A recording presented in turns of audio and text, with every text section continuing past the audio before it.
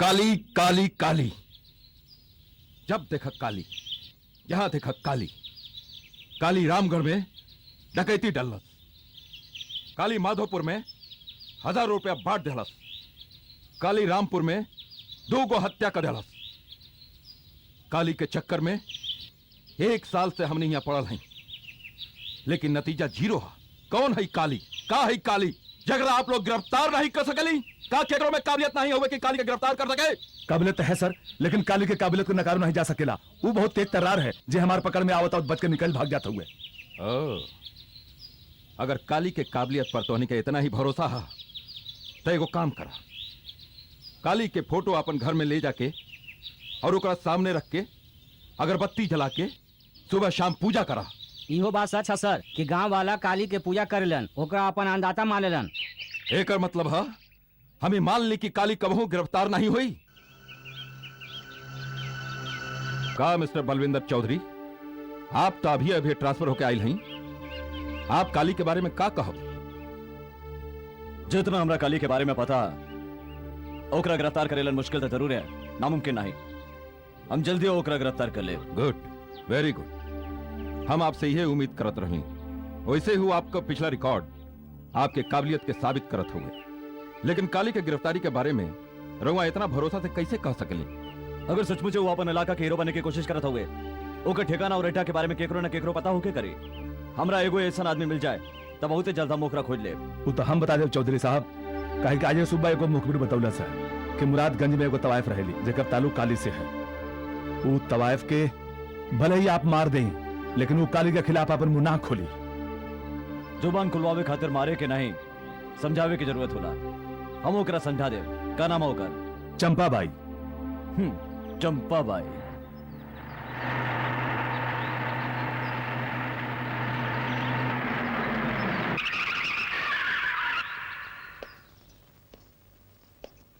चंपाबाई। चंपाबाई हमनी है, कहीं रउआ के का खिदमत कर सकेली? सुननी है कि काली के साथ तुम्हारा गहरा संबंध हुए। कुछ गहरा ना ही थानेदार, बहुते गहरा ताल्लुक है उनका साथ। वो हमरा छोट भाई के समान है। Very good. तो तुम्हारा यो खबर होगी कि ओकर ठिकाना और रेठा कहाँ हुए? ये हम ना जाने ली कि वो कहाँ रहलन। झूठ मत बोला काली के बहिन। सांच चुगलवाए हमरा अच्छा तरह आवेला। और यो सच है कि अगर हम जानत रहली तभियो नहीं बताती। देखो चंपाबाई, हम पुलिस ऑफिसर जरूर हैं, लेकिन मुजरिम और ओकर रिश्तेदार से सांच उगलवावे खातिर कमीना और शैतान नहीं। हम जाने ले, अगर हम तोरा मारब, पीटब, पूछब तो तू कुछ नहीं बताइबो, लेकिन हम ऐसा कुछ नहीं करब। हम तोहरा छोटा मोटा इल्जाम के खातिर कोनो जेल में डाल देब और वहां के कैदी भूखा भेड़िया की तरह तोहरा नोच नोच के खा डालियन, और मदद करे वाला क्यों नहीं होगी, खाली हंसे वाला होकियन। अबे कुछ कहेगा तोरा? काली भैया के हमरा पे बहुत एहसान हुए। हम उनका बारे में मतलब क्या बात करा? पीठुर के मंदिर में हर एक सोमवार गरीबन के दान करे जाएलन। काले सोमवार हुए।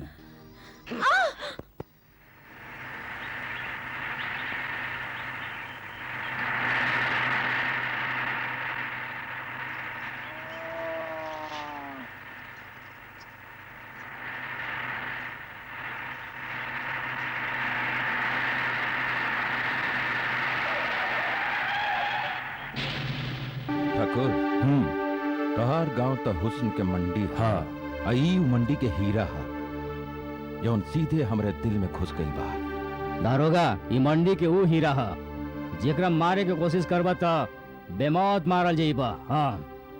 अरे एकर मतलब ये है कि एकर भाई फौज में है। दुश्मन देश के 21 जवान के मारे पर वीर चक्र प्राप्त कैले है। वो फौज में हो तो का भेल? हमहू तो पुलिस में हई। उस साला के बहन के रखवारी करे का लाइसेंस रखेला। ए छोड़ी, का है रे? लागत दरोगा के सामत आई था। हम तो हर थाना के दरोगा ही। मुन्ना पांडे नाम है हमार। देख छोड़ी, हमारा घुमा फिरा के बात करे के आदत नहीं हुई। सीधा सा बात है कि हमार तोरा पर दिल ला गई। तो अब तू इतनो भोला नहीं हुए कि हम तोरा के समझाई कि हमार दिल तोरा पे काहे आ गए हुए और हम तोरा से का चाहेल। ठाकुर हाँ जे ये मांग रहे हाँ दे देना। दे दिए हाँ ले साले। रात के अम्मा से आंख में काजल जरूर लगा ली है, काहे की अब तोहरा बतावे के आई हमार भाई। अब आ जा। ई थप्पड़ तू हमारा गाल पर नहीं बल्कि अपना खानदान के बर्बादी पे मरले हुए। ई थप्पड़ के तोरा ऐसन जवाब दे कि तोहार खानदान जिंदगी के भीख मांगी और उनकरा मौत तो नसीब नहीं हुई।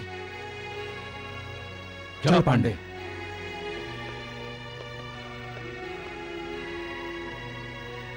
अब हो कि फौजी के खानदान के बर्बादी के कहानी शुरू। वो थप्पड़ के जवाब हम ओकरा जरूर दे पांडे, जरूर दे। मुन्ना पांडे भवानी के दरवाजे पर शेरों पे दहाड़े की कोशिश ना करेला। ये कुत्ता कब से भौंके लगा। ठाकुर गांव के बहू बेटियन के इज्जत करे के से वरना पेश कर रख देवे। तो करे का पिल्ला।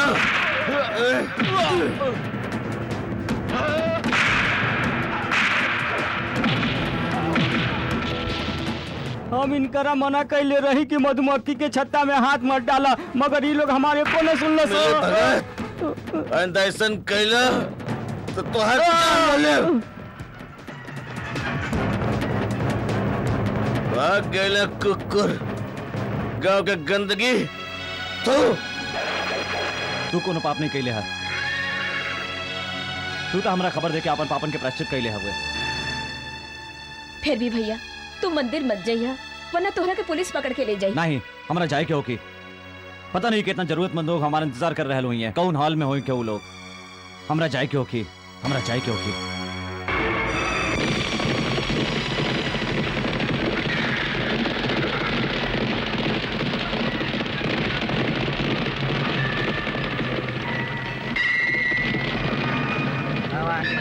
काली भैया की भैया की काली भैया की काली भैया की काली भैया की काली भैया की काली भैया की काली भैया की काली भैया की काली भैया की काली भैया काली भैया की काली भैया की काली भैया की काली भैया की काली भैया की काली भैया की काली भैया की काली भैया की काली भैया की काली भैया की काली भैया की काली भैया की काली भैया की काली भैया की काली भैया की काली भैया की काली भैया की काली भैया की जय माता काली की। काली भैया की जय। काली भैया की जय माता। काली भैया की काली भैया की काली भैया की काली भैया की काली भैया की काली। हाँ भैया शांत हो जा। अमा नहीं भगवान के जय बोला। हाँ भैया राम, राम, डरे राम नहीं। छोड़ दे भैया। नहीं तो मर जाए। ला इलाज करवावा आप। भगवान का हर भला हर करे। भला करे। नमस्कार। नमस्कार। कैसे न चाचा? मुन्ना की तबीयत वैसने है। डॉक्टर कहा था कि कोनो बड़ा अस्पताल में ले जा, वरना मर जाई। ला रहा इलाज करवावा अपन। ठीक बा? भगवान तो हर भला कैसे इलाज करे। करवावा इलाज? कैसन हो काली बेटा? ऐसा जी कैसे नहीं? कब है बेटिया की शादी?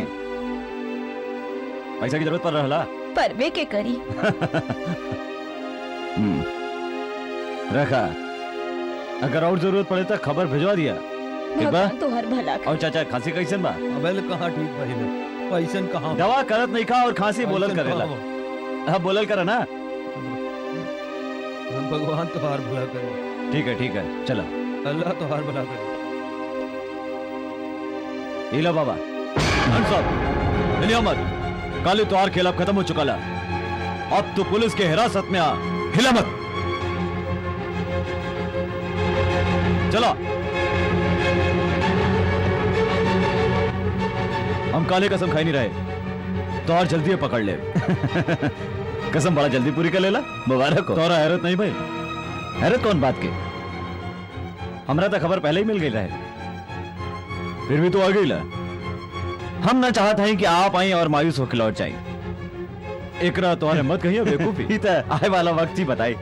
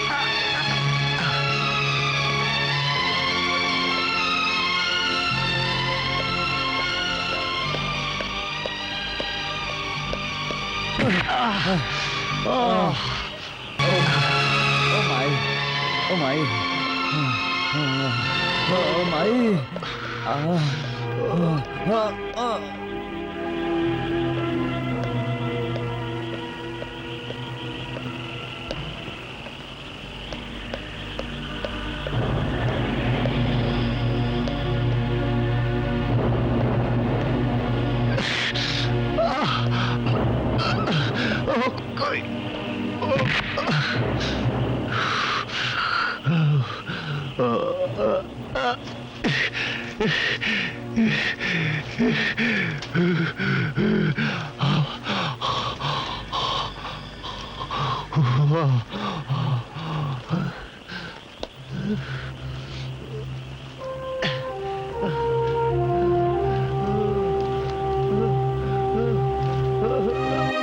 का हो गई, का गिरे? क्या है भाई? क्या है वो तो आर तो हालत खराब है। क्या है? डाकू काली सिंह। डाकू काली सिंह? डाकू है ये?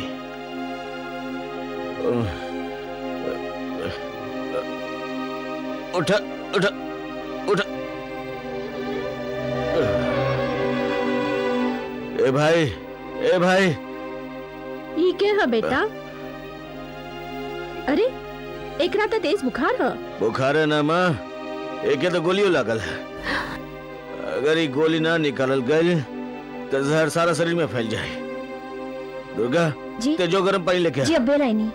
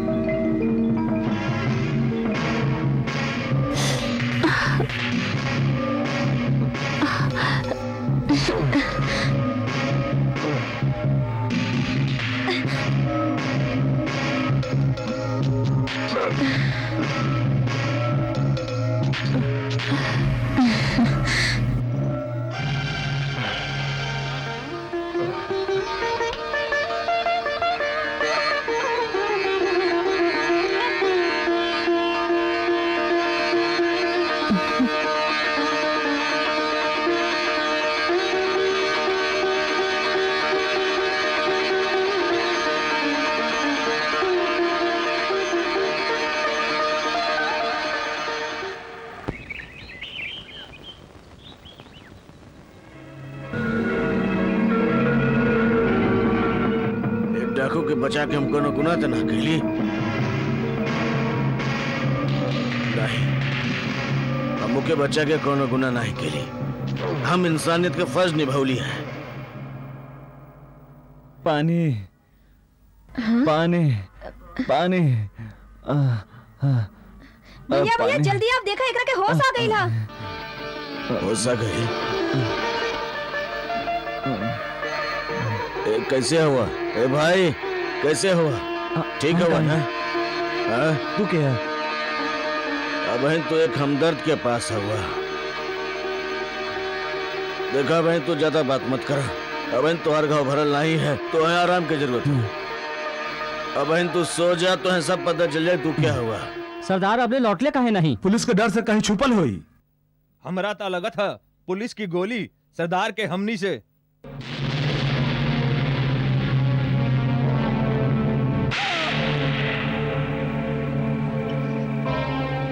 सरदार के बारे में पूरा बोलल तो दूर, सोच ले भी ना तो जबान खींच ले। काली काली गांव में पुलिस आई हुई। हाँ, और घर घर के तलाशियों ले रहा। अब का होगी भगवान?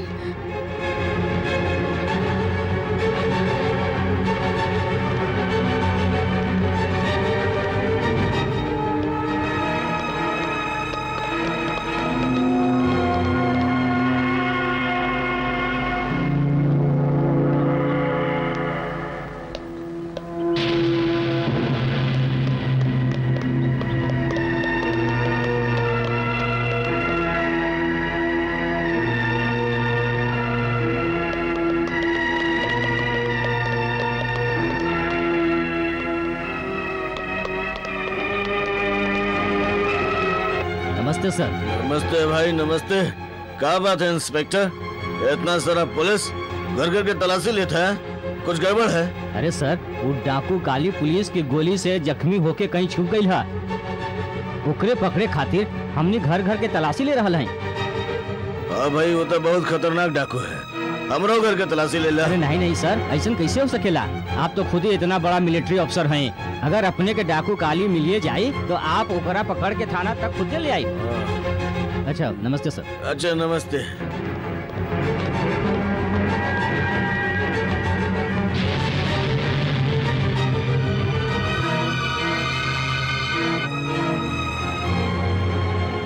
अरे नहीं नहीं सर, ऐसा कैसे हो सकेला? आप तो खुद ही इतना बड़ा मिलिट्री अफसर हैं। अगर अपने के डाकू काली मिलिए जाए तो आप ओकरा पकड़ के थाना तक खुद ले आई।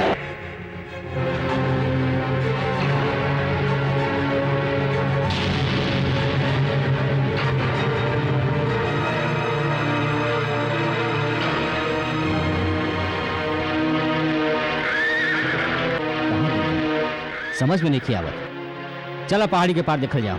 हाँ हाँ चला।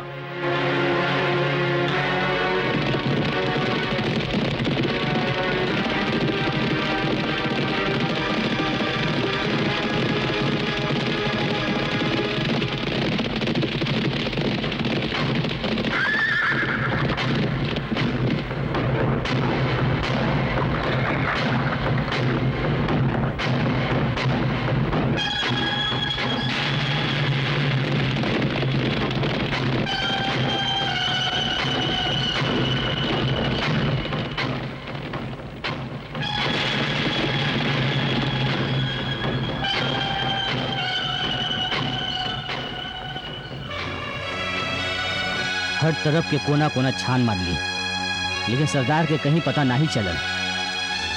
उनका जमीन खा गई या आकाश निकल गई, समझ में ना आवेला। माँ जी, हम सोचा थे कि यहाँ से चल जाए। ऐसा काहे बेटा? दरअसल आदमी उतना बोझ उठा सकेला जितना ओकर में ताकत हो, और हमरा में इतना ताकत नहीं है कि हम आप लोगन के उपकार के बोझ उठा सकी। कैसन उपकार काली? देखा, हम तो इंसानियत के नाते अपन फर्ज निभौलिए हैं, और तू हमने पर ही उपकार करा कि जबले तो ठीक ना हो जाएगा यहाँ से ना जाएगा।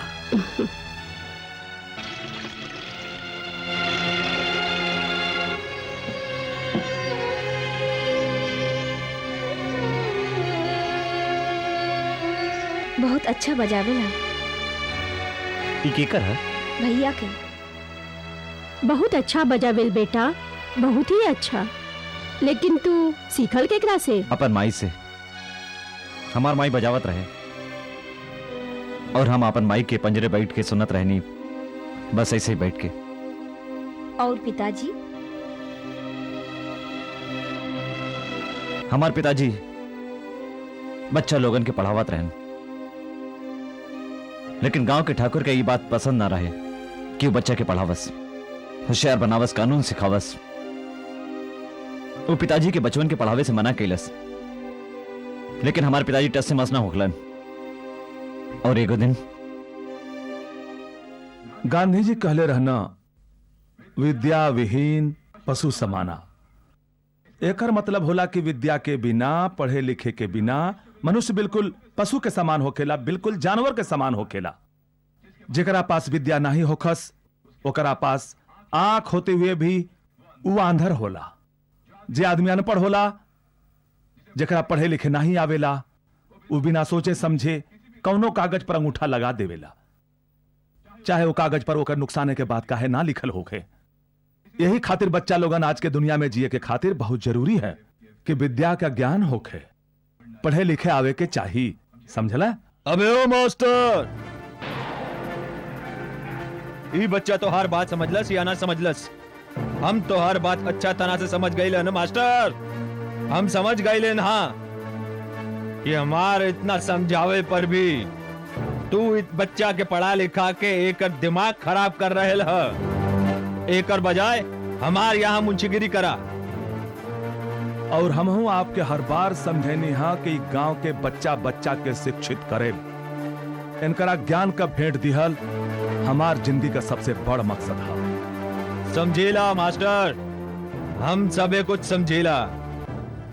तू ये बचपन में विद्या के ज्ञान फैला के एकरा में जागृति लावे चाहिल, एकरा जगावे चाहिल, लेकिन एगो बात याद रख, एकरा जगावे से पहले हम तो हार सुधार दे, आप हमरा धमकी दे रहा हैं? अब जे समझे का है समझ, लेकिन एको बात याद रख, ई ठाकुर की जबान है, खाली ना जाई। अगर काल तू ई बचवन के पंचायत लगाइल तो एकरा जवाब हम नहीं दे, एकरा जवाब ऊपर वाला दे ही, समझला? चला विद्या फैलाई है बेवकूफ। तू ठाकुर के इतना हिम्मत कि आपके मारे की धमकी दे? वो भूल गई अनपढ़ लोग पर होकर राज्य जरूर चल सकेला, हम पर नहीं चलने वाला। रउआ के घर आवे के बजाय सीधा पुलिस स्टेशन जाए के चाहत रहे। हम हो यह सोचत रहे हम बचपन के पढ़ाई छोड़ब नहीं और ठाकुर हमरा पढ़ावे दे नहीं, कुछ ना कुछ तो करे के होखी। ये तो हम कहनी, सीधा पुलिस स्टेशन जाके एफआईआर दर्ज करा लो, हम चलेंगे तुम्हारे साथे।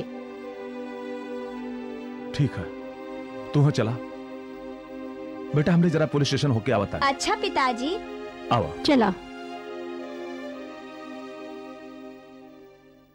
भाई ये तो बहुत बुरा बात है कि ठाकुर साहब रउआ के मारे के धमकी देहनी, लेकिन यो तो हो सकेला कि उनकर कहे के मतलब कुछ और रहे और आप कुछ और समझ बैठनी। का आपके लागे ला कि आप जो कह रहा वो कर मतलब हम कुछ और समझ रही है? अरे ना ना ना ना ना ना, आप कुछ और कैसे समझ सकेनी? काहे कि आखिरकार आप मास्टर जी हैं। तो आप ठाकुर साहब के खिलाफ एफआईआर दर्ज कर ली बस। कर ले लेकिन फिर भी यो तो हो सकेला कि ठाकुर साहब गुस्सा में आके कुछ बक गई हो, उनका दिल में ऐसन वैसन कोनो बात ना हो। दरअसल हम उनकरा समझा देव कि फिर वो आपके तरफ आंख उठा के बिना देखिए। यही से हमार समझ में ये आवेला कि एफआईआर दर्ज करा के कोनो जरूरत नहीं के। तो का आप लोगों के समझावे का ठेका लेने का? ठेका? हम राहुल बात कुछ समझ ली ना? रउआ कुछ ज्यादा समझीला, कुछ ज्यादा ही समझीला रउआ। हाँ। रउआ चुपचाप एफआईआर दर्ज करी।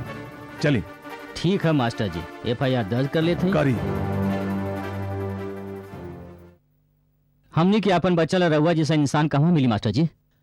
हमनी के हमार बच्चा के अनपढ़ रही दिन, हमनी रउआ के खोयल ना चाहिए, रउआ सलामत रही बस। अरे भाई हम सलामत हई, भला चंगा हई, हमका कुछ नहीं होखे वाला है। हम का कर रहे आप अच्छा से समझ रही है ना मास्टर जी? अगर रउआ पढ़ावे के जिद ना छोड़ ली तो ठाकुर रउआ के जिंदा ना छोड़ी तो का हुई? अगर हम मरियो गली तो का होखी?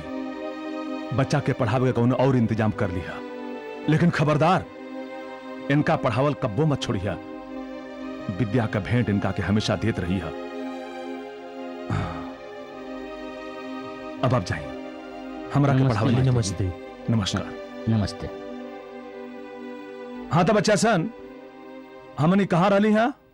अरे मास्टर से कहूँ ज्यादा तेज तो ओकर बीबी है, का तेज जुबान है ओकर। अरे कटार के लेकर सीधा दिल में घोपा जाली ठाकुर। अरे जबनवा का छोड़ा इंस्पेक्टर, ओकर जवानी हमरे दिल में घोपायल का भाई। तो फिर हमार बात सुना ठाकुर, एक के तीर से दो निशाना कर ना। हाँ, तो हर बतिया हमार समझ में आ गई इंस्पेक्टर।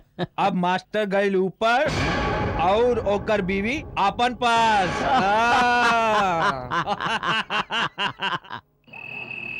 काली बेटा, अब तक किताब रख दो, कब से पढ़त हुए?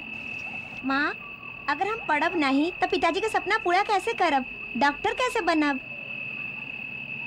तू इतना शौक से पढ़त रहे तो डॉक्टर काहे ना बनब? तू डॉक्टर जरूरी बनब। चल, बहुत ही देर हो गई है, अब खाना खा लो, सुबह उठ के पढ़ियो। ना माई, हम खाना पिताजी के साथे खाइब। उनका का भरोसा, वो कब आई है? ला माई, पिताजी आ गईलन।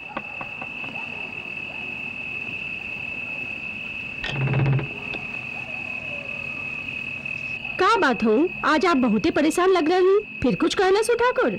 नहीं, आज तो वो लोग मिलना नहीं, मगर पता नहीं काहे आज शाम से हमार दिल बड़ा बेचैन है। खैर कोनो बात नहीं, खाना लगाओ, हम हाथ मुंह धो के आवताने। जी। अरे काली, चल बेटा खाना खा रही। पिताजी रउआ खा ली, हम 1 घंटा बाद खाई। हमरा भी पढ़ी के है, खाना खाना लेवे के बाद हमरा के नींद आ जाइला। पिताजी रउआ खा ली ना। शाबाश बेटवा। काली बेटवा, आदमी वह महान होखेला जे अपन जिम्मेदारी के समझेला।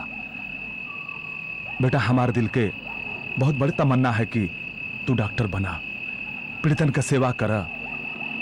हमारी तमन्ना तू जरूर पूरा करिया, जरूर डॉक्टर बनिया, अपन बाप के नाम रोशन करिया।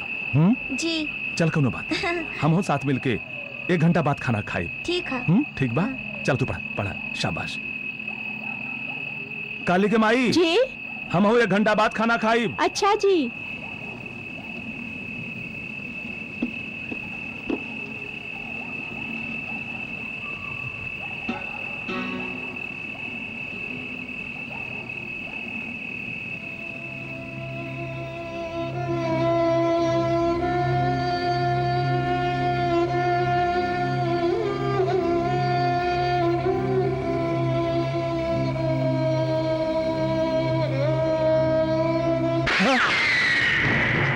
ई गोली तोहार सीना पे भी लग सकेल मास्टर, लेकिन तोहार हम आखिरी बार समझाए चाहत रहलू। हाँ मास्टर, पानी में रह के मगरमच्छ से बैर करल ठीक नहीं, समझला? तोहार जैसन कानून के दलाल कानून के कमीनन के तिजोरी में बंद करके रखले हुआ। हम कहले रही न ठाकुर, ये मूर्ति है ये टूट सकेला लेकिन बिक न सकेला। आज हम एकरा के तोड़ डालें। तोड़ डाल साले का, मार डाल साले का।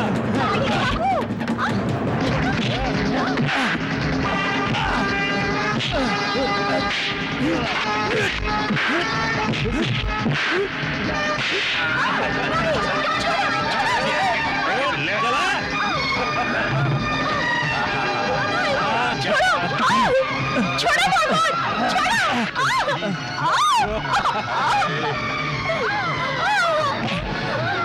काली के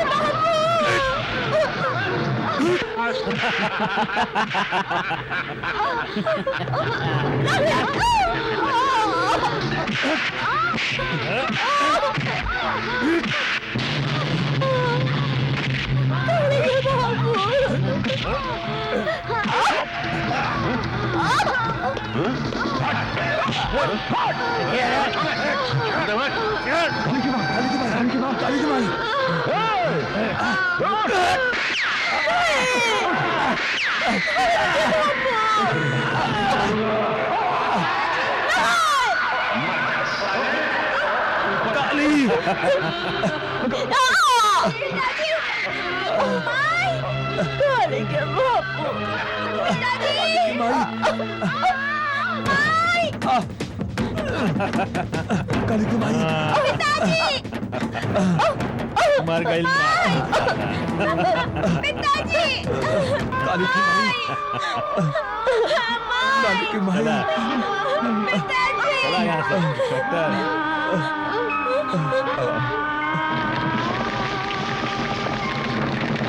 अरे ये भी कम नहीं के। लेकिन अब मास्टर का लड़का 1 महीने से कहाँ गायब है? अरे मर गई हो कि साथ भीख मांग रहा लो कि कहीं। ये बात तो ठीक कहला, लेकिन याद तू बहुत ही चालू है। अच्छा है मुलायम। हाँ के है तू? खुदे हमरा याद करल और पूछ रहे कि हम के हई। हम हई मास्टर के बेटा काली और अब तोहर काल।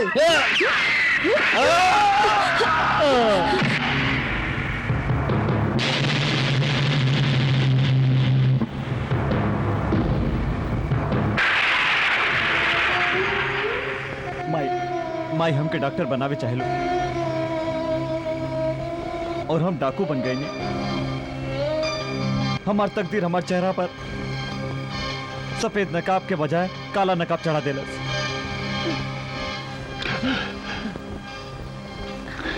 बेटा माई के पेट से सिर्फ इंसान जन्म लेला, दुनिया ओकरा के चोर, उचक्का और डाकू बना देत ह।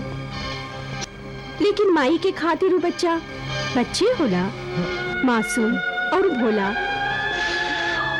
हम तोहार माई की तरह हैं बेटा, और तू हमार औलाद की तरह। हमार नजर में तू वैसा नहीं है बेटा, बबुआ, मासूम, भोला और बचुआ। माई हम्म, माई अपने आप के संभाल बेटा। मुन्ना पांडे एगो काम तो हो सकेला। क्या? शैतान सिंह से दुर्गा के उठावल जा सकेला और भवानी के हमनी पर शक भी ना हुई। अरे ऊपर वाला अकल देले बा, ओकर इस्तेमाल कर। ओकर भाई के छुट्टी खत्म होए वाला बा, ऊ वापस चल जाई, ओकरा जाए तो द। आज जिंदगी में पहला बार तू अकल के कोनो बात कैले हुआ। भाई शैतान सिंह से हम ही काम करवाई तो धोखा हो सकेला। डाकू बाटे, हो सकेला सारा माल अकेले अकेले हजम कर जाए और हमने लाता खुरचनो ना छोड़ी। खुदे खा जाई।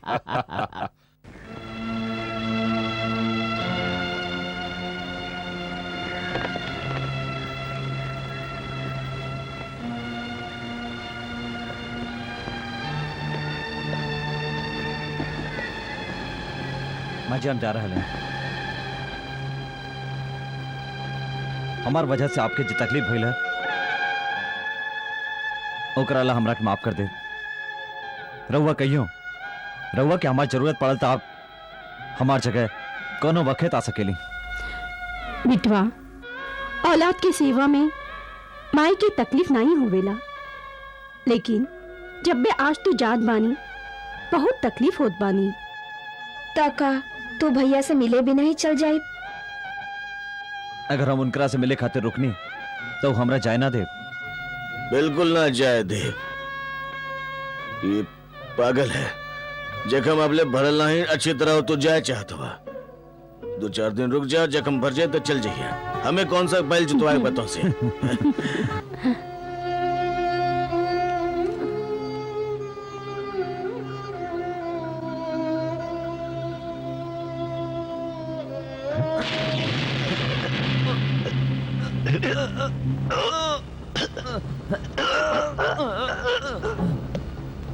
ना ना काली काहे काम का कोशिश करता हुआ कोनो फायदा नहीं।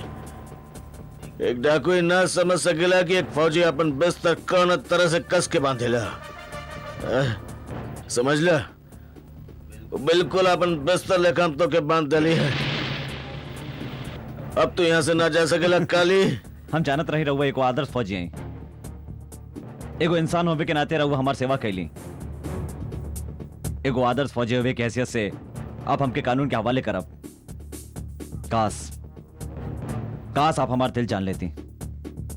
कौन इंसान डाकू बनल न चाहे, ओकर मजबूरी होके डाकू बनावेला। काश आप हमारा असलियत जान पाती। एकरे डाकू बने के पीछे बड़ी दर्द भरल कहानी है।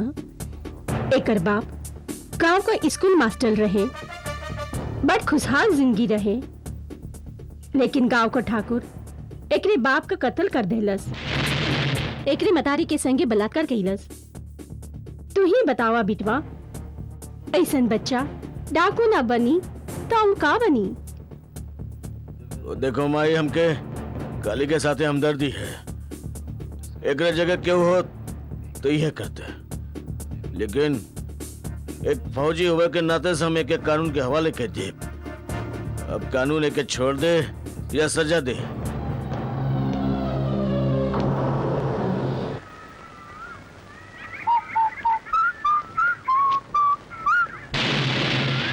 तू यहाँ का करे आयल हुआ? काली हमरे कब्जे में बा, चाह तो के गिरफ्तार कर सके। काली तोहरे कब्जे में? अच्छा हवलदार, जीप निकाला। जी सर।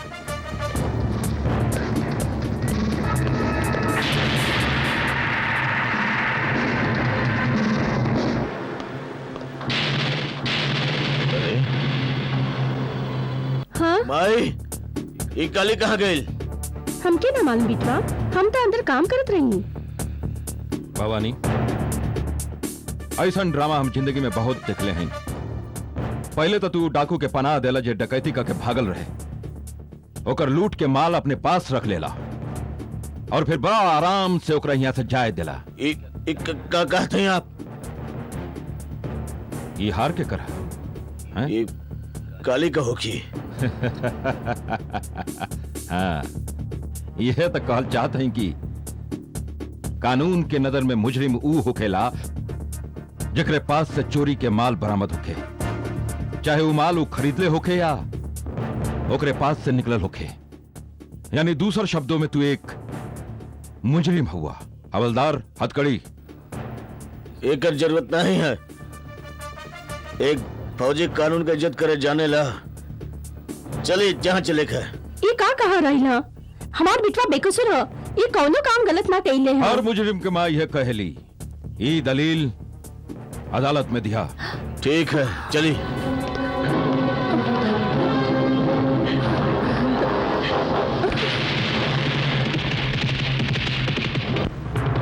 अब शराफत से बता दा कि माल कहवा छुपा के रख ले होगा। तू बता। हमके नहीं मालूम माल वाल कहाँ बा। नहीं खे मालूम हैं? बिल्कुल नहीं। अब्बे मालूम हो जाए। देख भवानी, अब वो वक्त था तू हमारा साथ साथ बता दे। हम वादा करत हैं कि बात सिर्फ हमरे तोहरे दरमियान रही और ये मामला के हम यहीं दबा दे। बतावा। कानून का रखवाला अगर हमके वह दिन पता चल जात तू कानून का रखवाला नहीं कानून का दलाल हुआ तो हम तो के कबो ना छोड़ती। लेकिन हम तो के ना छोड़ा, ना छोड़ा तो के इन्हें खत्म कर दे। जेल के सलाखन के पीछे ऐसा सड़ाइब की सारा जिंदगी तू बाहर निकले के सपनों ना देख पाइबा। शुक्रिया मुन्ना पांडे, शुक्रिया। बहुत नीमन खबर सुनैला तू। अब वो फौजी के जेल के सलाखन से बाहर निकले मत दिया। ठाकुर, अब वो फौजी के जिंदगी में काल कोठरी के अनहार के अलावा और कुछ ना होगी। एगो बात और, अगर ओकर खाल खींच के ओकर जूता बनवा के हम तोहरा के नाव पहनौली तो हमरो नाव मुन्ना पांडे नहीं। अरे साथियों, देखा काली सरदार आ गई। काली सरदार आ गई। सरदार की जय। काली सरदार की जय। सरदार की जय। सरदार की जय। सरदार की। शांत हो जा, जय। शांत हो जा, शांत हो जा। आपके आयल मुबारक हो सरदार। हमने सब तरफ कोना कोना छान मार ली। जब रउआ कहीं नहीं मिलने तो हम सभी परेशान हो गई। हम तो बच गए नहीं शेरा, लेकिन जे लोग की वजह से हमारा जान बचल, जे हमारा जान बचाउलस, का गुजर रहे लोग की उन पर पता नहीं का गुजर रहे लोग की।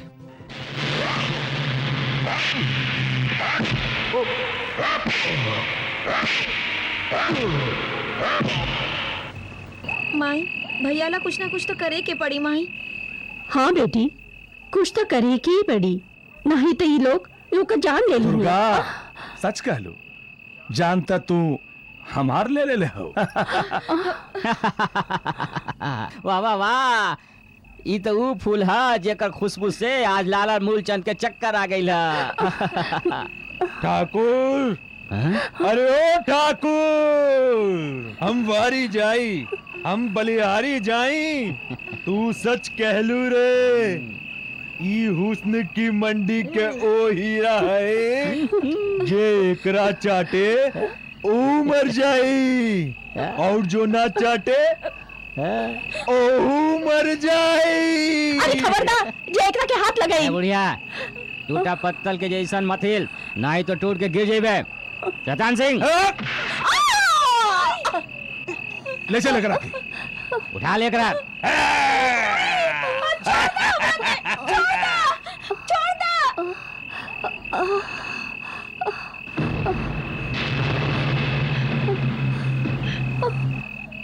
हमारी बेटी काली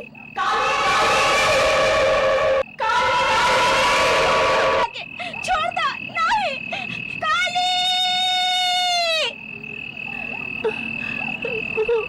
भाई काली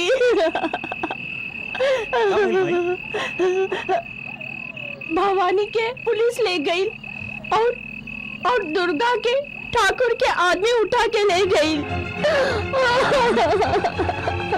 तू तब तक यहाँ रुकिया जब तक भवानी और दुर्गा के वापस नहीं ले आई। चला यहाँ से, चला चला, पुलिस स्टेशन के ईंट से ईंट बजा दे। चला।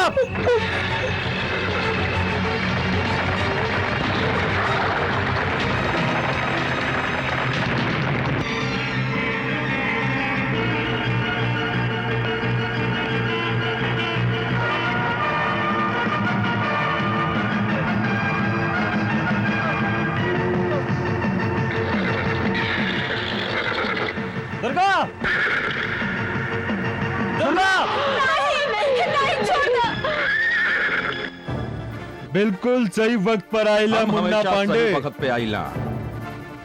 इनकर बड़े भैया के त हड्डी नरम कर देली, अब इनकरो सेवा कर देत बानी। अरे मुन्ना पांडे तो के पता नहीं के रे, ई मछली जौन है बिल्कुल तड़पत रहिल है, बहती गंगा में हाथ धोहिल है। तो हम हाथ धो लेते ही हैं।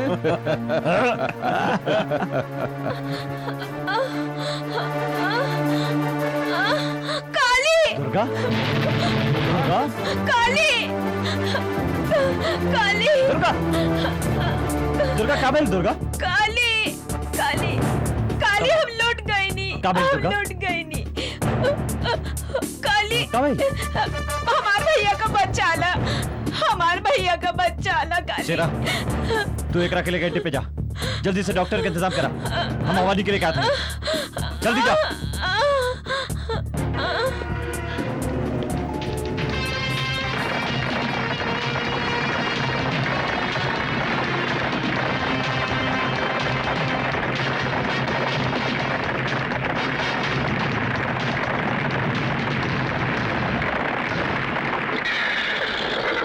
रुका, पूरा पुलिस स्टेशन, ये तो थोड़ा यहाँ रखा।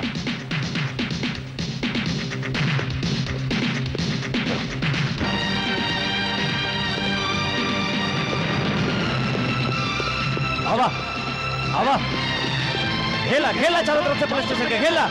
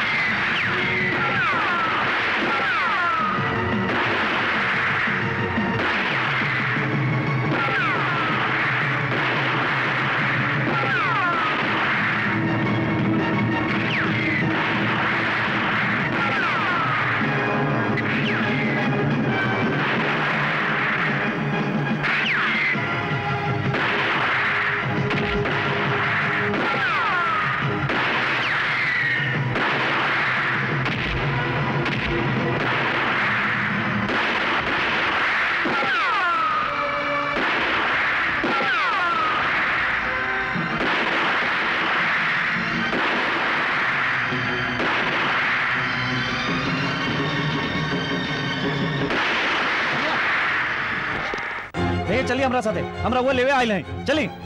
हमरे घर से भागकर तो हमरे साथ विश्वासघात के लिए कली, अब यहाँ से भगा के हमके मुजरिम बनाओ चाहत हुआ। जे कानून के रउआ बात करत हई, ओकर रखवाला रउआ के बैंक के इज्जत के तार तार कर दहली। क्या कहा था तू?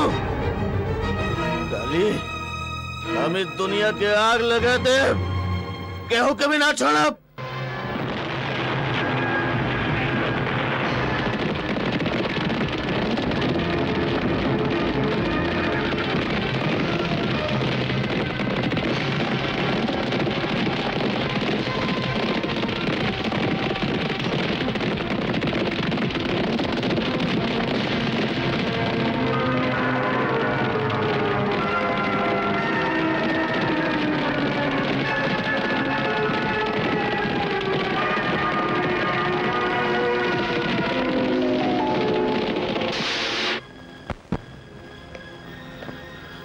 दुर्गा, दुर्गा, दुर्गा,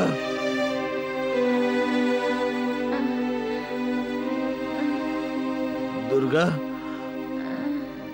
हमार बहन भैया, दुर्गा, भैया, भैया, भैया, दुर्गा, हमार बहन भैया, तू फिक्र मत कर, हम उन बहसी दरिंदन के ऐसा मौत मरबे कि फिर केहू बहू बेटी की इज्जत की तरफ नजर उठा कर ना देखिए।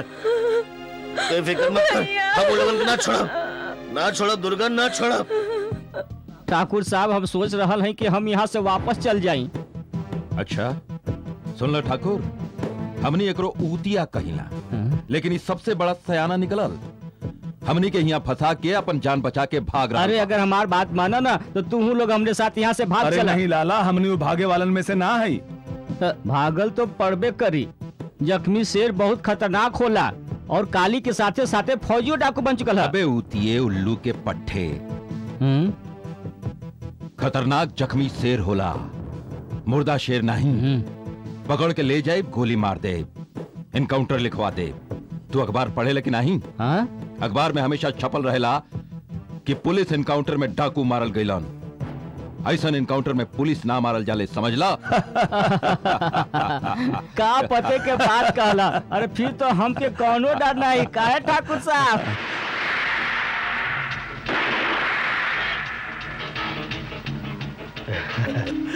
हरावा एक कहले नहले पे दहला, कान सांसा करे लगा।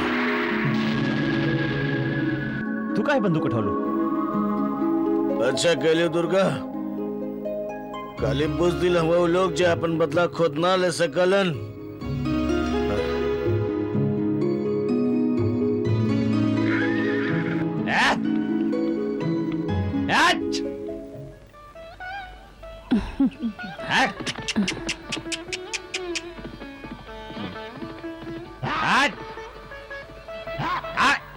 क्या बात है माई?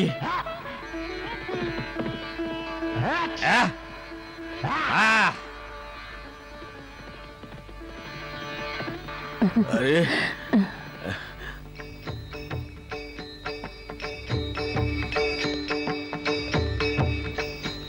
माई, दुर्गा के आशीर्वाद दे कि दुश्मन का मुकाबला कर सके। जा बेटी, आज तोह से केहू मुकाबला ना कर सकी।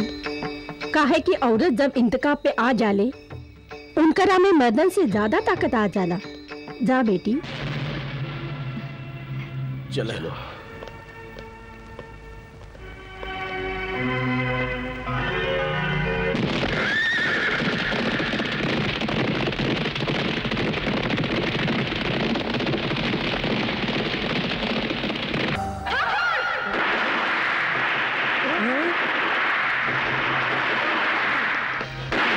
छोड़वा नहीं करेंगे तो यही जा जावा।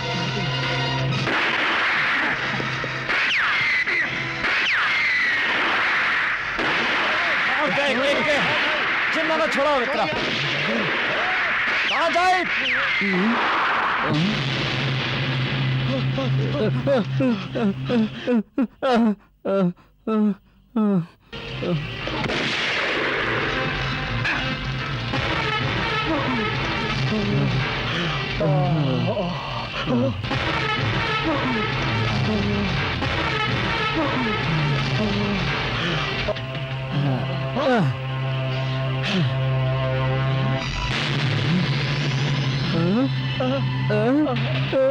अरे बाप रे!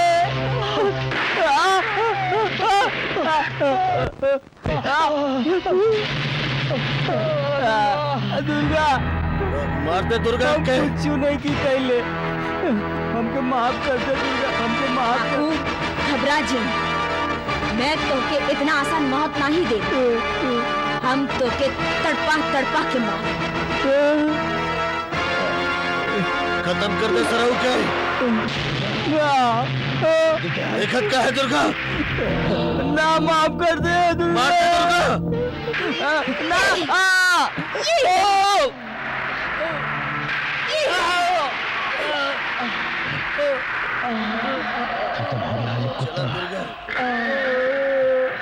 खत्म हो गए कुकुर।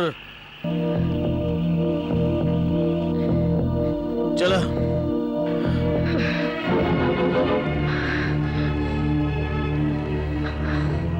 बहुत खूब दुर्गा, आखिर तू अपन इंतकाम ले लो। ये आदमी का तो ये हाल होए के चाहत रहे। बहुत खूब। चला चला दुर्गा। अब तू बेखौफ जिया। चला। का दुर्गा लाला के मार डालस? लाला के भी मार डलस। ऊ तो बेचारा मामूली आदमी रहे। कितना शर्म का बात है, एगो मामूली छोकरिया लाला के मार देलस। काली के साथ मिलल न के अब तब भवानी ओकरे साथ मिलके डाकू बन गई हा। अब तय तय बाकी हमनी के भी मारे के कोशिश करी। मुन्ना पांडे, तू यहाँ का गुल्ली डंडा खेले आयल हब? अबे वो कोनो हलवा ना है कि जब दिल चाहल खा ले लें। अगर तू इतने बहादुर होता ना तो डरा के यहाँ ठाकुर के पास ना आईता, समझला? ठीक है मुन्ना पांडे, एक तरफ से तू अपन पूरा फोर्स लेके ऊपर हमला करा और दूसरा तरफ से शैतान सिंह आई।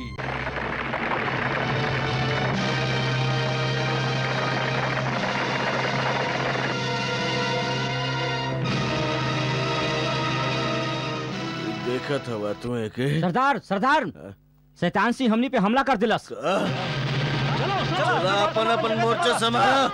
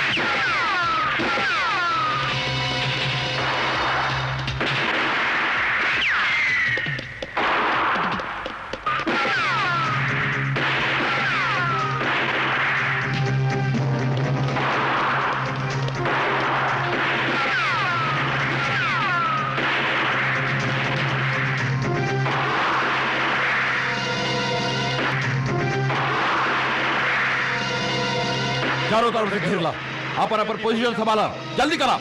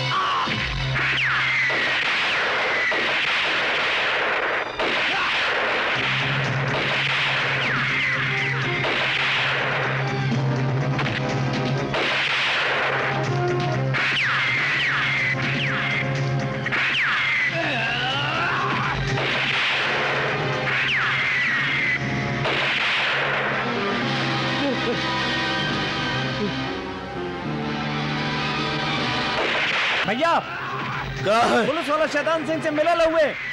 इतना बड़ा धोखा? हमनी के यहाँ से भाग ले। ठीक है, चला चला यहाँ से भागो भैया।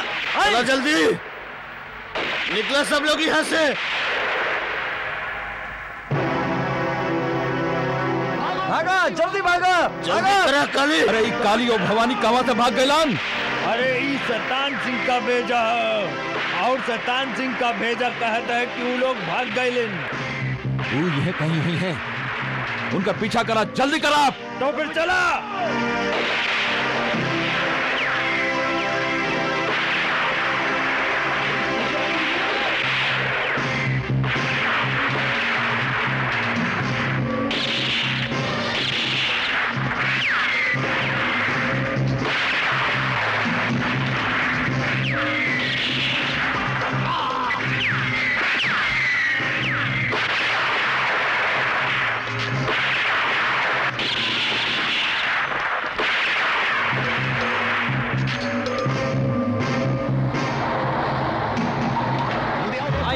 गाड़ी रोका, गाड़ी रोक। रुका, रुका गाड़ी। उतरा नीचे, जल्दी बैठा सब लोग। जल्दी करा, जल्दी करा।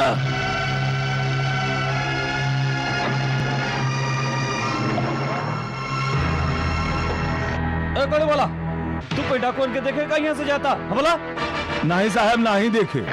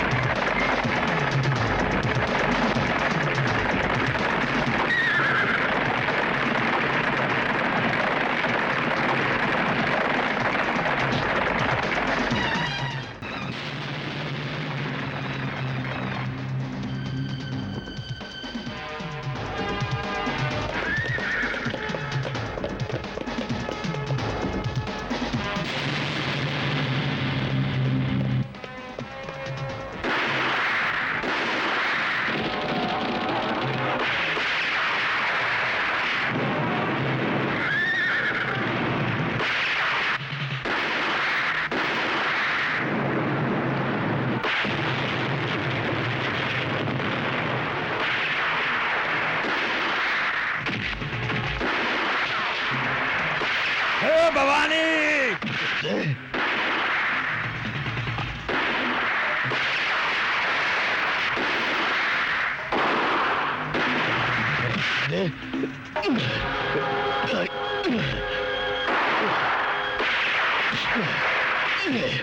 कमीने।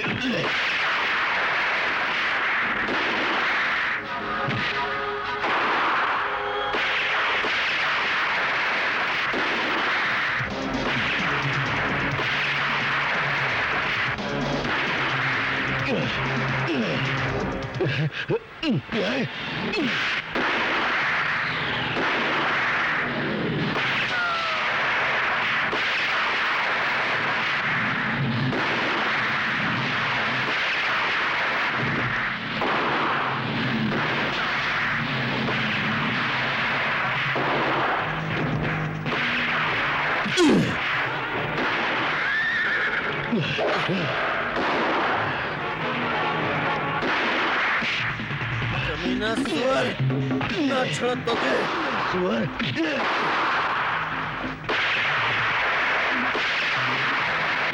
माई तोर कसम एक ना छोड़ब।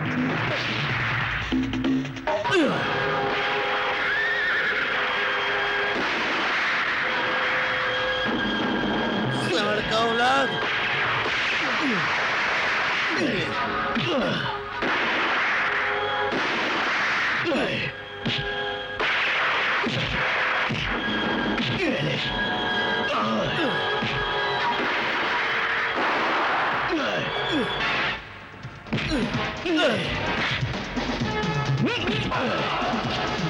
हमरा माफ कर दो, हमको जाए दो।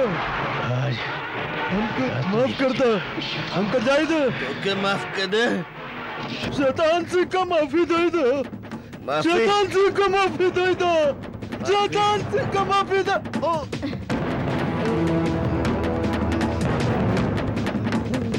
दुर्गा, हमारी माई हमरा के माफ कर दई। दुर्गा, हमरा का माफी दे दई। दुर्गा मार दे के। माफ कर दी। माफ कर दे, हमरा हमें माफ कर दे। मुझे माफ कर दे। याद कर आपन पापन के दिन कैसे तू हमरे शरीर के नोच ले रहे और तोहरे माफ कर दी। मार देव जान से आज तोहरा। सो सकता है दुर्गा। दुर्गा मार दे के, मार के, मार दुर्गा, मार मार साले का, मार दुर्गा, दुर्गा मार साले का, चला गोली, खत्म कर दे साले का। मार दुर्गा, मार साले का, मार। सो सकता हूँ, चला।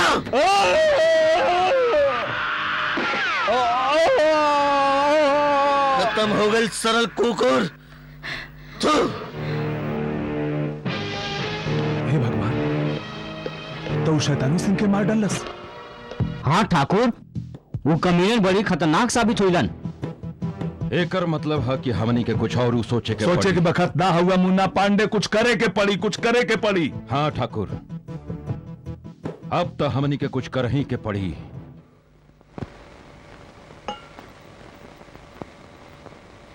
बेटा, भवानी आ जाई, तू खाए के शुरू कर। ठीक है माई।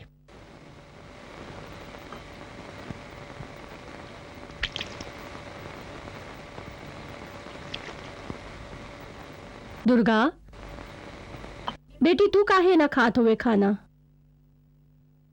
खाना खा। खा लो माई बेटी। हमरा के भूख नहीं खे। माई का भाई लेकर दुर्गा।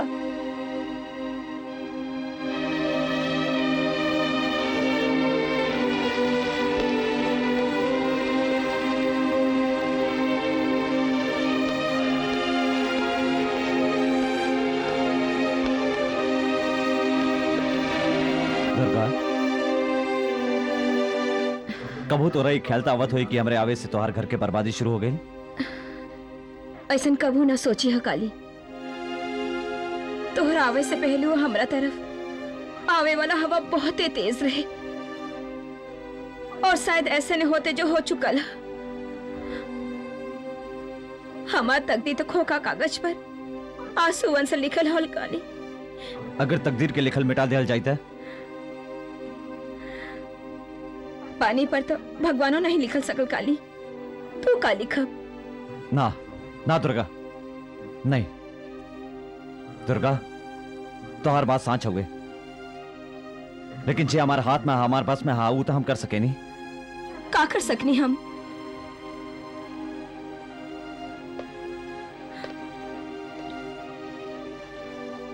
हमने शादी तो कर सकती है। काली, हमदर्दी ओकरा से कई जाला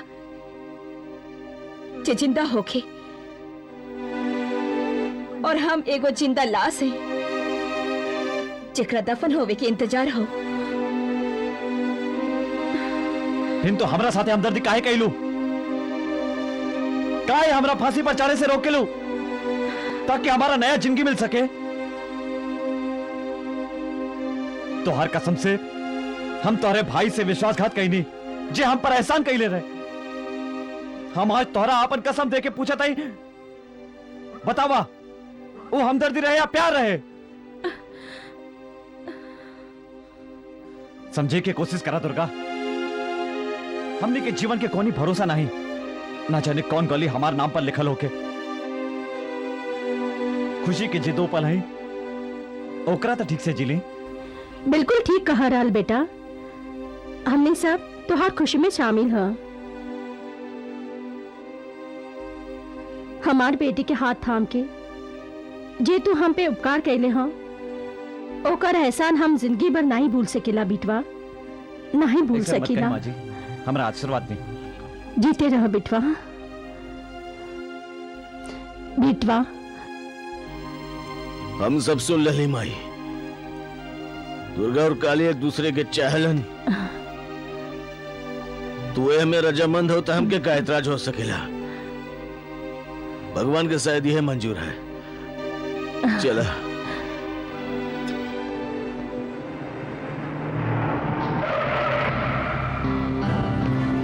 ठाकुर साहब, एगो बहुत बड़ खुशखबरी लेके आयल हई। ई है हमार तरक्की के अपॉइंटमेंट लेटर, और बहुत जल्दी यहाँ से हमार ट्रांसफर होके वाला हुए। का? ओ, का बात है ठाकुर साहब? ये अच्छा खबर सुन के रहूंगा खुश ना भैली? मुन्ना पांडे, हम तोहरा के तुझसे ज्यादा जानीला। अरे अपन जान बचाव के कोनो रास्ता ना मिला तो ट्रांसफर के रास्ता ढूंढ लेला। बुज़दिल कहीं का यार। ठाकुर, आज तू कुछ ज्यादा ऊंचा सुर में बात करत होगा। अगर हम बुज़दिल और कायर रहती तो काली और भवानी के हमला के बाद तो हर साथ छोड़ के यहाँ से अपन तबादला करवा लेती। हमरा समझावे की कोशिश मत करा मुन्ना पांडे। तरक्की और ट्रांसफर तब पैसों खिलौले से हो जाला। तू जब ले यह वर्दी पहले हुआ, आज ले तू ऐसा कौन काम अच्छा कैले हुआ जिससे कि तुहार डिपार्टमेंट तरक्की का सोच लेलस? ठाकुर, ये बड़ा अफसोस के बात है कि एगो दोस्त के तरक्की पर तू खुश होके के बजाय तू इस तरह नाराज हो रहा हुआ। तू मत भूला मुन्ना पांडे कि तू एगो पुलिस वाला हुआ, और पुलिस वाला के बारे में राय आम हुआ कि पुलिस वाला केहू का दोस्त नहीं होला। पुलिस वाला के बारे में तो एक और कहावत मशहूर हुए कि ना तो उनकर दोस्ती अच्छा और ना ही दुश्मनी। सच बात मुंह से निकलिए गई ना। अब हमारो बात सुना, हम ठाकुर हैं और ठाकुर पीठ दिखा के नहीं भागलन। हम अकेला मुकाबला करब, तू जा सकेला। ठीक हुए ठाकुर, बहुत बहुत शुक्रिया।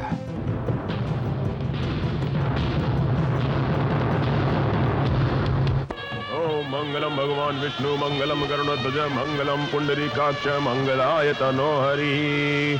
ओम सर्वमंगल मांगल्ये शिवे सर्वार्थ साधिके शरणे त्र्यंबके गौरी नारायणी नमोस्तुते। ओम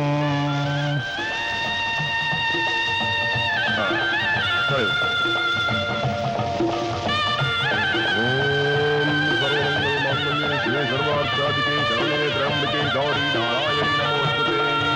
ओम भगवान विष्णु मंगलम गरुड़ध्वज मंगलम पुंडरीकाक्ष मंगलाय तनो हरि। बोल बोल ओम सर्वमंगल मांगल्ये शिवे सर्वार्थ साधिके शरणे त्र्यंबके गौरी नारायणी नमोस्तुते।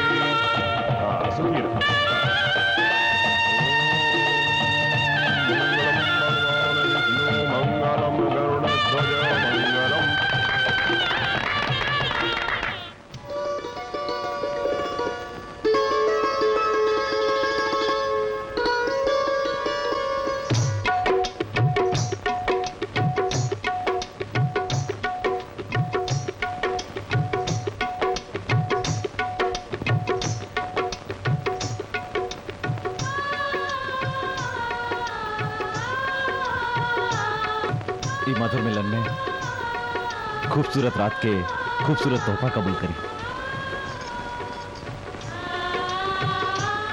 हम सोच लो न रही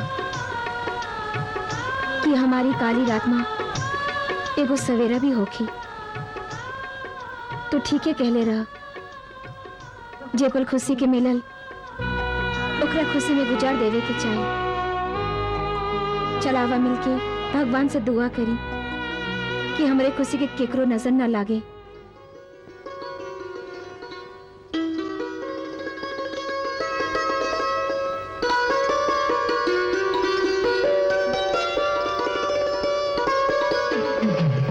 सरदार, इंस्पेक्टर मुन्ना पांडे के तरक्की के साथ साथ ट्रांसफर हो गई है और वो यहाँ से जाइयो चुकल है। खबर कराओ कहाँ बा। जबले हम ओकरा मौत के घाट नहीं उतार देव हमरा चैन नहीं मिली, ना ही हमरा, ना ही भवानी के, ना ही दुर्गा के। हम समझे नहीं सरदार, मगर अपने के ठाकुर के बारे में का सोच ले ही। ओकरा तो हम ऐसा सजा देव, ओकरा पता होके कि चाहे कि एगो औरत के साथ जुल्म करल का हो खेला। ओकरा पता होके कि चाहे कि जिंदगी के शासन कितना भारी हुए। ओकरा पता होके कि चाहिए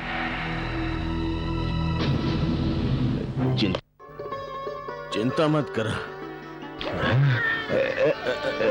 अरे मुबारक हो बेटा, मुबारक हो, बेटा हुआ है। अरे माई क्या बात है। अब तुम मामा बन गए। मामा मामा का है डबल मा जरा देख ले। आजा हमरे यार। काली भवानी के जय, काली भवानी के जय, काली भवानी के जय, काली भवानी के जय, काली भवानी के जय, काली भवानी के जय, काली भवानी के जय, काली भवानी के जय, काली भवानी के जय।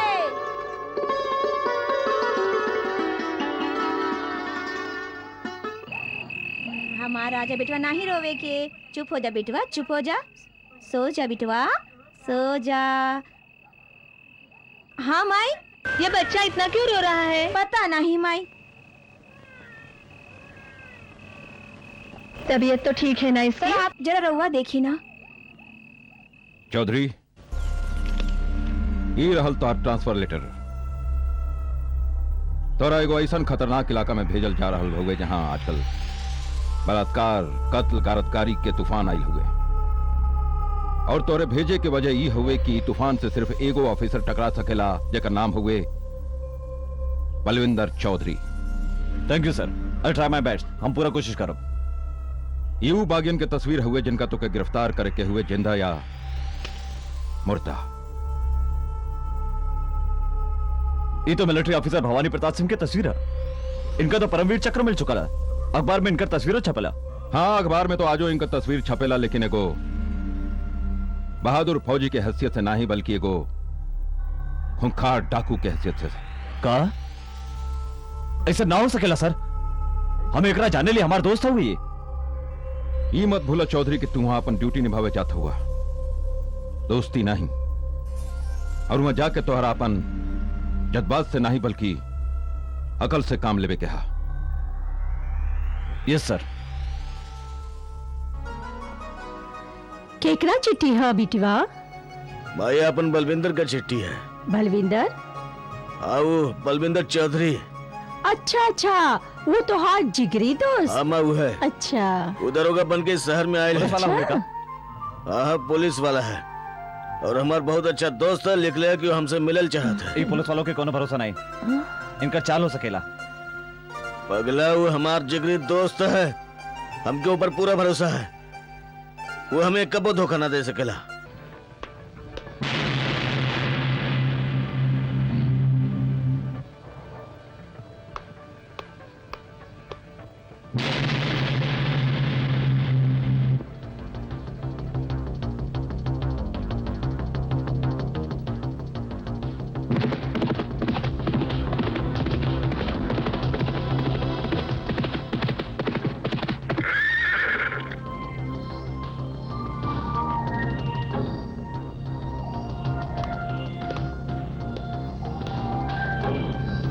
अरे बिल्लू, वर्दी में का जचत हुआ हमरे यार। आजा, गला से लग जा। आजा आजा आजा हमरे यार बिल्लू। क्या बात है बिल्लू, क्या बात है? क्या लगत है तू? पुलिस की वर्दी में खूब जचत हवा तू। भवानी तोहरा सपने रहे ना हम कई वर्दी में देखे के। अच्छा तने ये बतावा माई कैसे नहीं, दुर्गा कैसे ना, सब लोग ठीक तो हुए? दुर्गा दुर्गा बस ठीक है बेचारी। कबिल दुर्गा के बिल्लू तोरे दुर्गा के साथ बलात्कार हो गया रहा। कहा? हाँ वो तो जिंदगी के ऐसे मोड़ पर खड़ा हो गया रहा कि ओकरे आके न जिंदगी दिखाई देता रहा न मौत। लेकिन एक इंसान हमने के जिंदगी में भगवान बन के आ गए, वो दुर्गा के हाथ थाम लेस। वो लोग के रहे जे दुर्गा के साथ ही सब कैलस। वो लोग जे भी रहले बिल्लू, हम उनके छोड़ब नहीं जबले उनका चीथड़ा कह के चील को उनके ना डाल दे, हम चैन से सांस ना लेबे। जुर्म के जवाब जुर्म से दियल गलत है भवानी। भवानी तोहार जैसन जिम्मेदार आर्मी ऑफिसर कानून के अपन हाथ में लेके बहुत बड़ा गलती कैले है। कानून? अरे तू कौन कानून की बात करता हुआ काली? तू नहीं जानत हुआ जे लोग हमारे दुर्गा के साथ एक गंदा हरकत कैले हैं, वो लोगन में खुद एक कानून का रखवाला रहल, एक पुलिस इंस्पेक्टर रहल। वो जे भी रहस उनकरा सजा कानून दी, तू नहीं। कानून कानून कानून कहाँ गए तू? हर कानून जब हमने बहन के साथ ये सब होत रहल। काश कानून से ज्यादा एक भाई के दर्द समझ सकता तू। बिल्लू अब तब आराम से सो, तब जब वो लोगन के खत्म कर दे। नहीं भवानी, अब हम तोहरा कानून हाथ में लेवे ना दे। के रोके हमके? हमरा गलत मत समझिए भवानी, ये हमार वादा हुए। बहुत जल्दी तू लोगन के सलाखन के पीछे देखब। नहीं इंस्पेक्टर, नहीं काली। अरे दोस्त, अकेला देख के पीछे से वार करेला? शट अप भवानी, तू यहाँ से नहीं जाई। ए, तू अकेला हुए ज्यादा फर्ज निभावे की कोशिश मत करा। भैया के दोस्त था, वरना तोहार लाश पिछा देती हम। काली पागल मत बन, छोड़ दे के आओ हमरे साथ। चल भवानी, अब आइयो हमारी बात मान ला, वरना पछतावा। दोस्त हो गए तो दोस्त के भूल चुकल हुआ। अब हम अपने सर पर कफन बांध चुकल है बिल्लू। एक आखिर पछतावा हम भूल चुकल है। अब जिंदगी में कौनो पछतावा नहीं, समझ ला। चला काली। भवानी तू बहुत बड़ा गलती कर रहा है।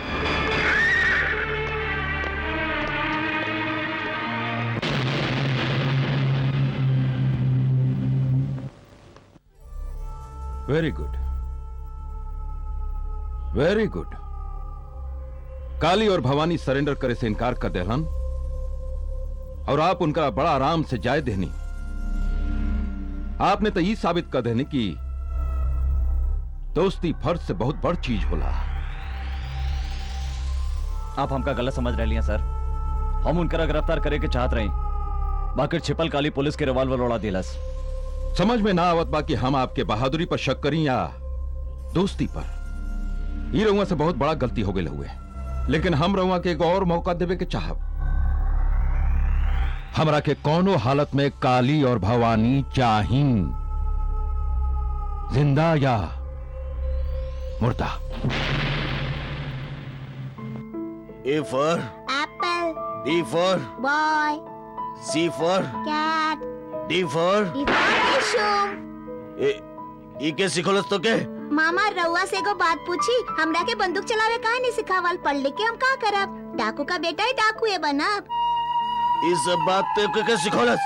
हम नहीं, वो तो भैरव चाचा कहत रहन। का कहत रहन? हर डाकू के फांसी लागेला और फांसी के बाद गर्दन लंबा हो जाला। का हमरो गर्दन लंबा हो जाई? बेटा ऐसी बात नहीं करे के, ऐसी बात कब मत करिए। अच्छा तू बैठा माओ थे क्या रे क्या कले रहे बच्चा से कि डाकू के फांसी लगले तो गर्दन लंबे हो जाली। हम बताई बच्चन से कैसे बात कर जाला। डाकू के बेटा है डाकू ही बनब। हर डाकू के फांसी लगेला, फांसी के बाद गर्दन लंबा हो जाला। का हमरा गर्दन लंबा हो जाई? नहीं ना मुन्ना। दुर्गा कब मुन्ना के नहीं कब नहीं नहीं नहीं नहीं कब नहीं हमारे मुन्ना के फांसी नहीं का भइल बेटा? इतना जोर से काहे चिल्ला? माई हमारे मुन्ना के फांसी नहीं लगी ना बेटा ना। का भइल मुन्ना के? हाँ भैया का भइल? भैया हमारे मुन्ना के फांसी ना लगी ना। ओकर गर्दन लंबा नहीं होगी ना। हाँ भैया भैया।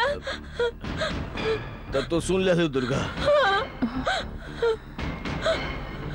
जब से हम सुन ले हमार रातन का नींद उड़ गई बा। बदला कर भावना में भी हो भूल गई कि वो बच्चा का भविष्य का होगी।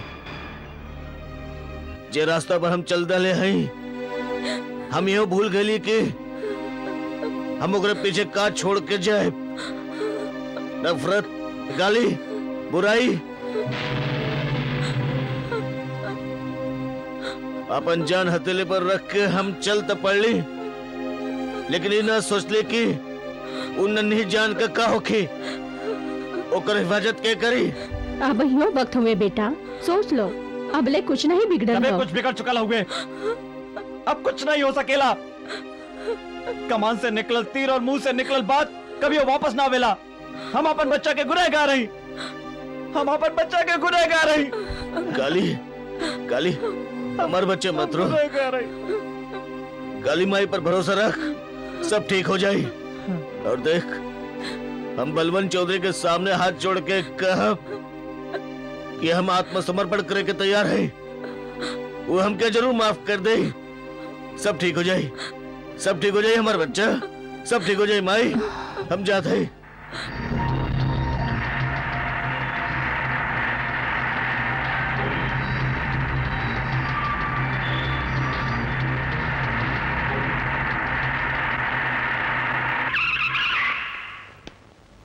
ठाकुर साहब, ठाकुर साहब। क्या भाई इंस्पेक्टर साहब, हमरा से मिले का जरूरत पड़ गई? अगर इसे न कोनो बात रहे तो हमरा बुला ले होती, हम आपका सेवा करे खातिर थाना में हाजिर हो जाती। बात बनावे के कोनो जरूरत नहीं है ठाकुर साहब, हम तो हकीकत जान गई नहीं है। हमका पता है कि तू का है और तू का कुकर्म कैले हो। तो होश में तो हुआ, कहे का चाहता हुआ? भवानी और ओकर परिवार के साथ जे तू कैले हुए का कहनी है हम? हमरा पता चल गई है, और आज हम तोहरा ही बता दें कि आज जे कुछ भी हमारी भवानी और ओकर परिवार के मेहरबानी के कारण है। ये वर्दियों के कारण हुए। दो ओकर परिवार के साथ जे कैले हुए, भवानी के साथ जे कैले हुए, ओकर हिसाब हम जरूर ले। और कैले है तो का सबूत है तोरे पास? सबूत हो तो आज तो हवेली में नहीं हो ठाकुर साहब, सलाह के पीछे अपन सर पीटत रहे। तो यहाँ का करहल बड़ा, जा के सबूत तलाश करा और फिर यहाँ आवा। सबूत तो तलाश कर ले ठाकुर साहब, और गवाहो। फिलहाल हम तोरा आगाह करे आयल हैं कि हम अभी इलाका में आ गए हैं। आगे से जे भी करिया सोच समझ के करिया। कानून के खिलाफ कुछ कहना तो हम तोरा छोड़ब ना। समझ गया मैं, सब समझ गए इंस्पेक्टर, लेकिन तू ठाकुर के ना समझला और समझबो ना करबा।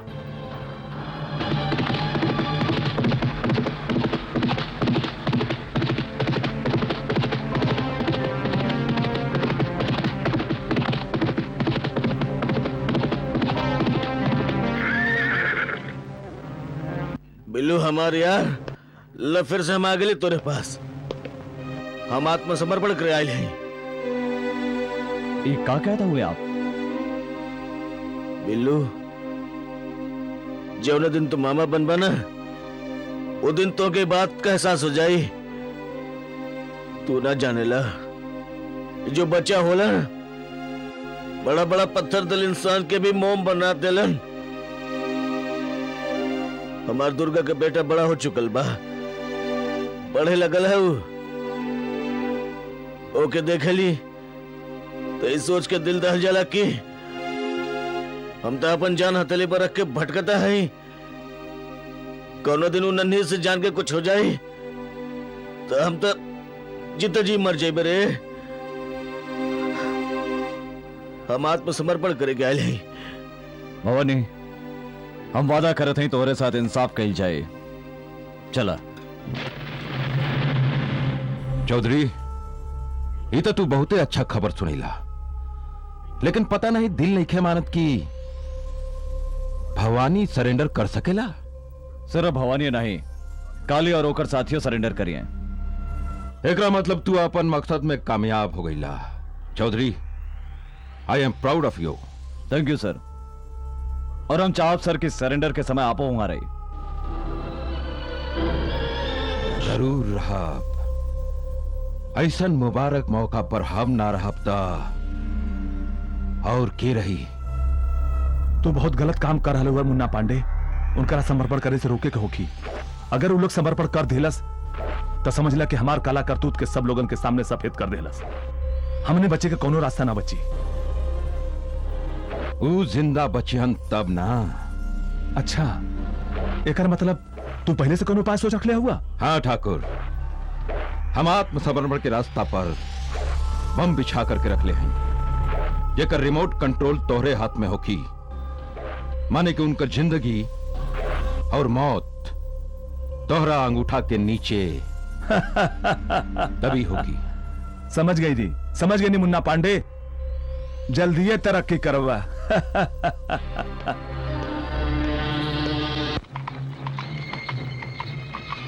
चला, आवा जल्दी।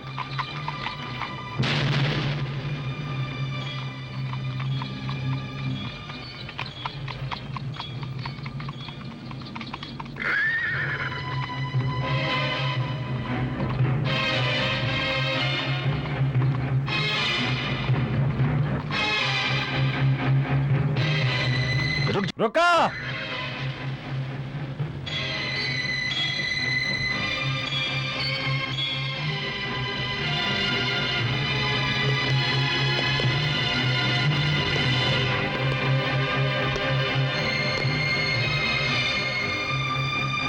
इंस्पेक्टर चौधरी, आ गलन तोहर मेहमान। अब इनकर पुष्पमाला से हार्दिक स्वागत करा। ला।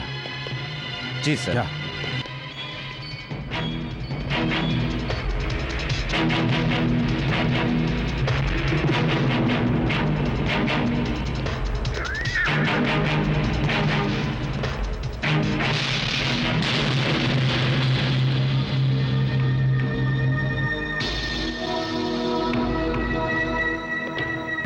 लो हमार दोस्त, ले हम आगे ली। अरे का भवानी हमारा दोस्त। लग जा गली। ठाकुर, बिल्लू, यू कमीना है जे अपन दुर्गा के अपन साथी के साथ मिलके इज्जत लुटे रहल।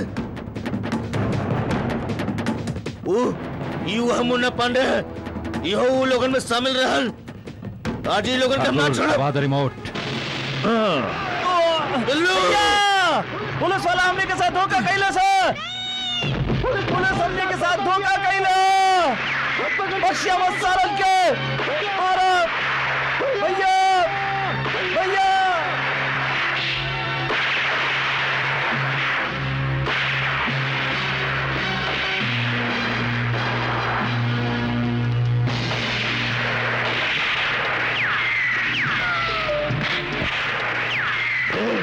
रुक जा, गोली मत चलावा।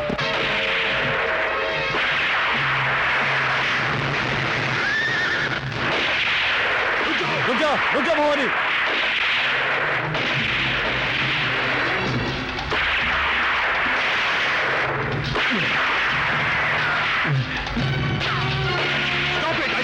Stop it! I said stop it!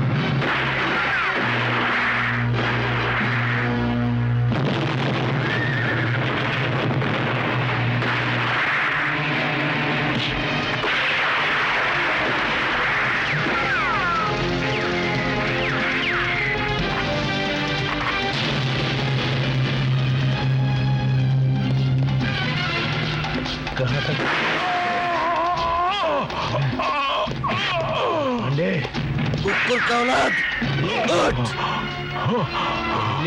माई कसम, आज हम तो के ना छोड़ो। भवानी, गोली मत चलाओ। भवानी, कानून के अपन हाथ में मत ला। बिल्लू ये के हम ना छोड़ब। हम अपने माई के कसम खैले हैं।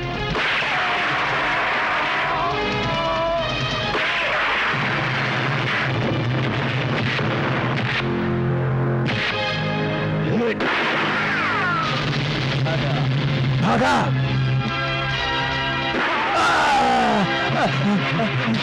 काली हमरा के मत मारा, हमरा माफ कर दे काली। नहीं नहीं नहीं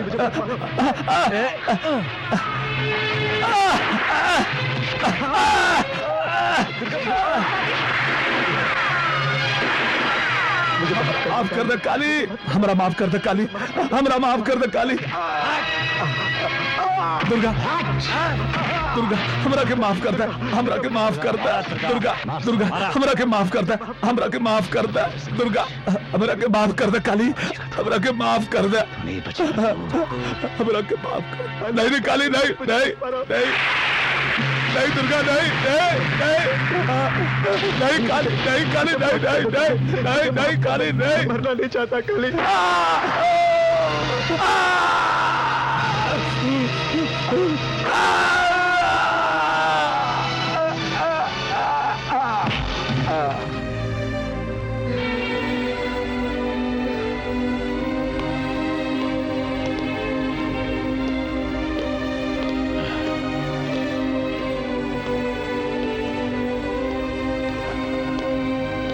बिल्लू, अब हम अपने आप के कानून के हवाले करते हैं।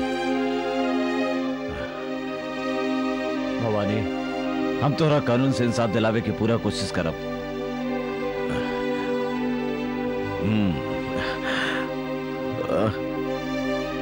अरे मुन्ना, माई, अरे देख। बिटवा, आजा बेटा।